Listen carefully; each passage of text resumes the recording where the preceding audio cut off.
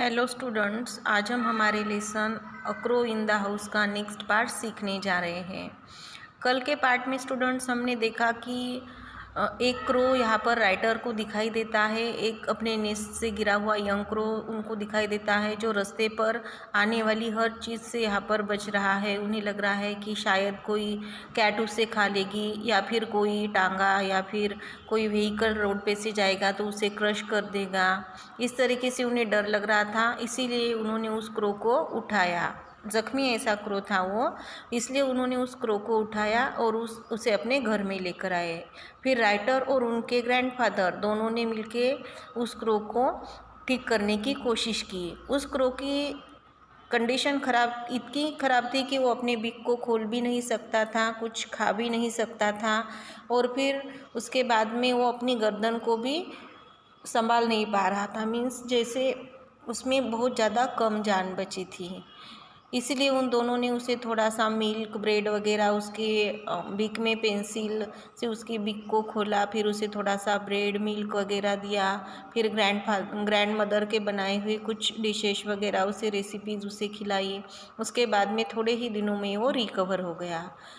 उसके रिकवर होने के बाद में उन्होंने सोचा कि ये घर को छोड़ के चला जाएगा, लेकिन वो क्रो घर को छोड़कर चला जाने के लिए तैयार नहीं था। जो बाकी के वहाँ पर बनियान ट्री पे क्रो बैठते थे उनके साथ वो मिक्स होने को तैयार नहीं था।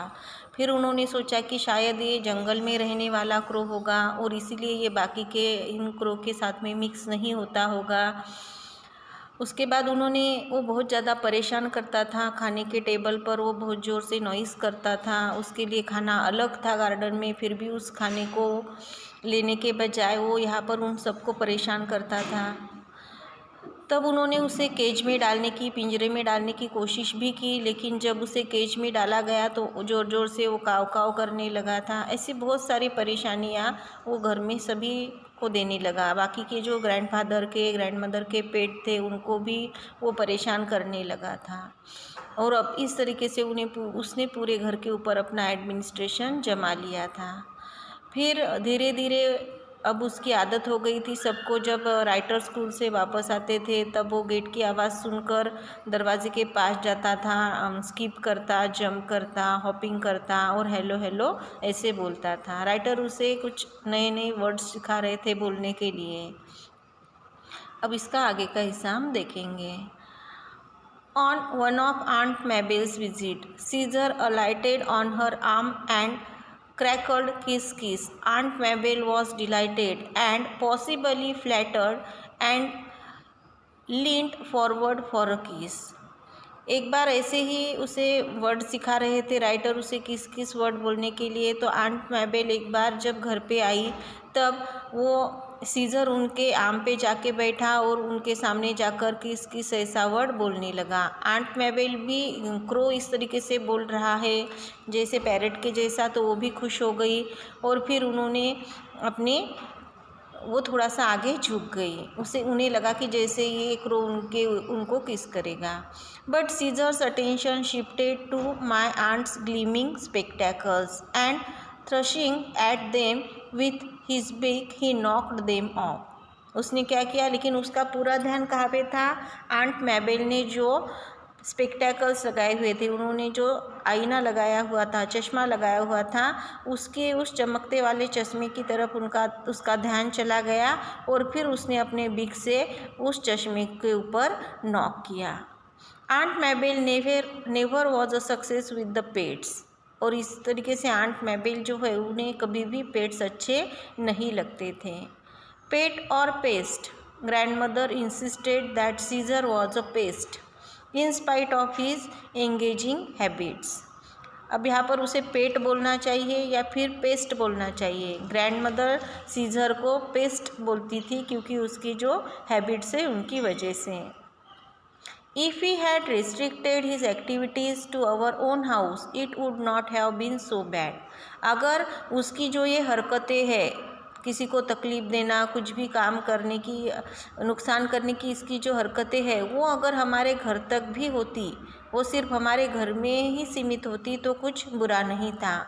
But he to visiting neighbouring houses and studying pens and pencils, hair ribbons, combs, keys, shuttlecocks, toothbrushes and false teeth.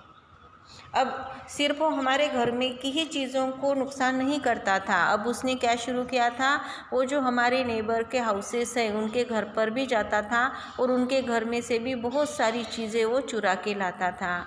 बहुत बार वो किसी के घर की पेन, पेंसिल्स, किसी के हेयर रिबन्स लाता था, किसी के घर से कोम्स, कीज लाता था, शटलकॉक्स और टूथब्रशेस या फिर जो नकली दांत वगैरह होते हैं, ऐसी बहुत सारी चीज़ें वो चुरा के लाता था। He was specially fond of toothbrushes and made a collection of them on top of the cupboard in my room.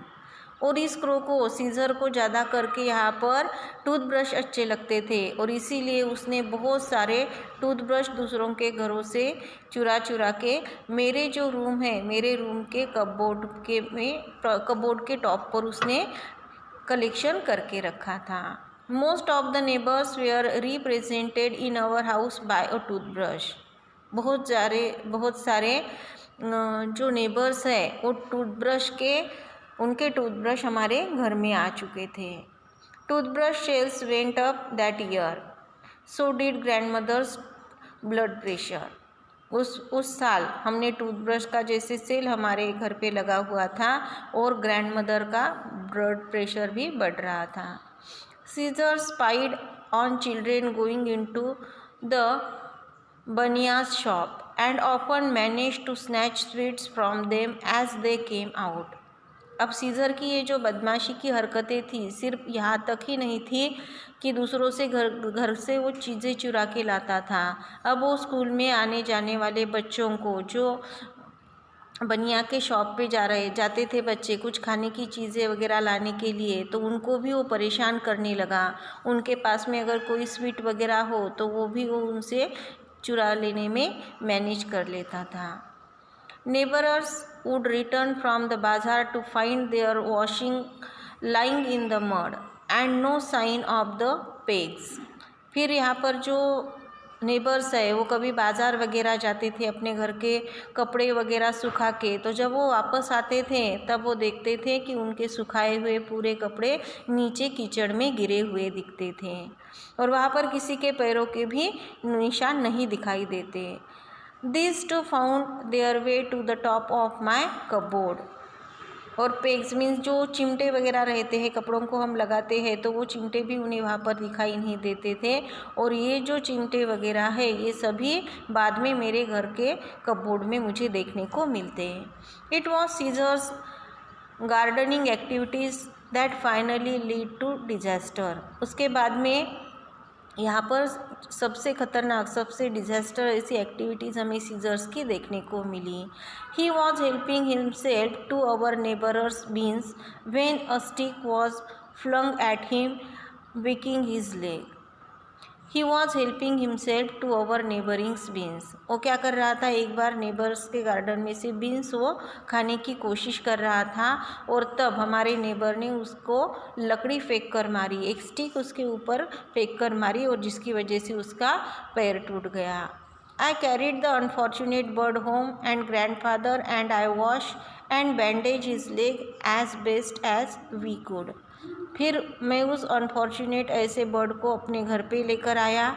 मैंने और ग्रैंडफादर ने उसकी जो ज़ख़म है उसे वॉश किया, उसे बैंडेज वगैरह किया, उसके पैर को जितना हम उसके लिए कर सकते थे उतना हमने किया।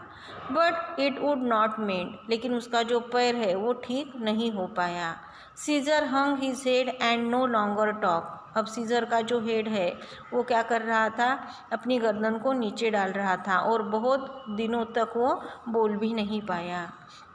ही grew weaker day by day refusing to eat. अब उसे दर्द हो रहा था, उसे जख्म हुआ था और इसीलिए वो दिन ब दिन बहुत ही वीक बनता जा रहा था। उसने खाना भी बंद कर दिया। An occasional sip of grandmother's homemade wine was all that kept him going. कभी कभी सिर्फ जो ग्रैंडमदर बनाती थी उसका थोड़ा सा सिप वगैरह, वाइन होममेड वाइन का जो सिप वगैरह है वो थोड़ा सा उसे दिया जाता था और उसकी वजह से ही वो अभी थोड़ा ठीक था। One morning I found him dead on the sofa. और ऐसे ही कुछ दिन बीत गए और एक दिन मैंने देखा मॉर्निंग में कि वो सोफ़ा पे डेड पड़ा हुआ है।